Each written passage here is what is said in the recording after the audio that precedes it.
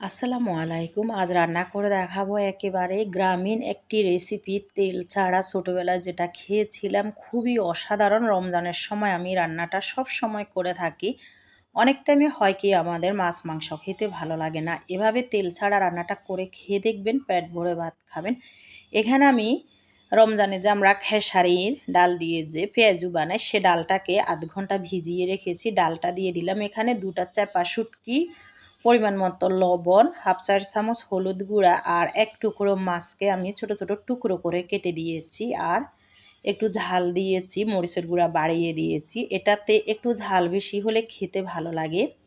আর দিয়ে দিলাম এখানে আমি পানি। পানির পরিমাণটা কিন্তু বেশি দিতে যাবেন না, এটি বেশি গলে গেলে খেতে ভালো লাগে না। শুটকি দিয়ে, মাছ দিয়ে খেসারি ডালের রান্না এটা খুবই অসাধারণ। ছোটোবেলায় আমি খেয়েছিলাম এটি, আর এখন আমি এটি রমজান আসলেই মাঝে মাঝে করে থাকি। 1/4 চামচের বেশি, প্রায় 1.5 চামচের মতো দিয়ে দিলাম এখানে রসুন বাটা। যেহেতু এখানে আমরা তেল ব্যবহার করব না, রসুনটা একটু বাড়িয়ে দিলাম। বড় সাইজের একটা পেঁয়াজ কুচি দিয়ে দিলাম। আসলে গ্রামে কিন্তু আগেকার সময় মানুষ এত তেল মশলা কিছুই ব্যবহার করতো না। বর্তমান সময়ে আমরা যতটা খেয়ে থাকি তেল মশলা, এজন্যই এখন মানুষের অনেক অসুখ বিসুখ রোগ।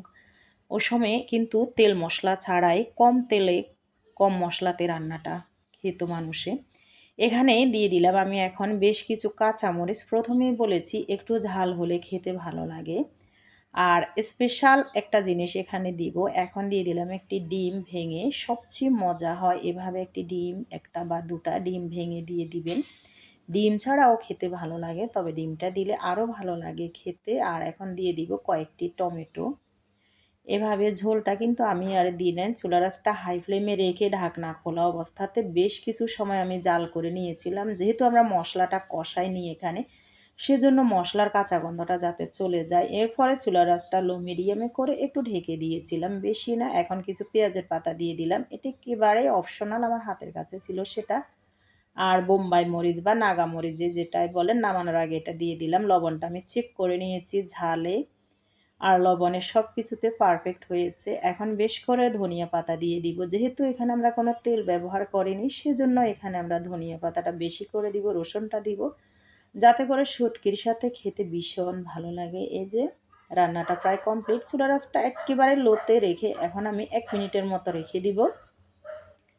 এরপরে চুলাটা বন্ধ করে আমি রেখে দিব প্রায় ঢাকনা দিয়ে 4-5 মিনিট দমে থাকবে। আর ধনিয়া পাতা, কাঁচামরিচের ফ্লেভারটা, নাগামরিচের ফ্লেভারটা ডালের ভিতরে যাবে। দেখতে কতটা লোভনীয় হয়েছে। গরম ভাতের সাথে খেতে কিন্তু অসাধারণ। সাথে যদি একটা নাগামরিচ হয় তাহলে তো আর কিছুই লাগে না।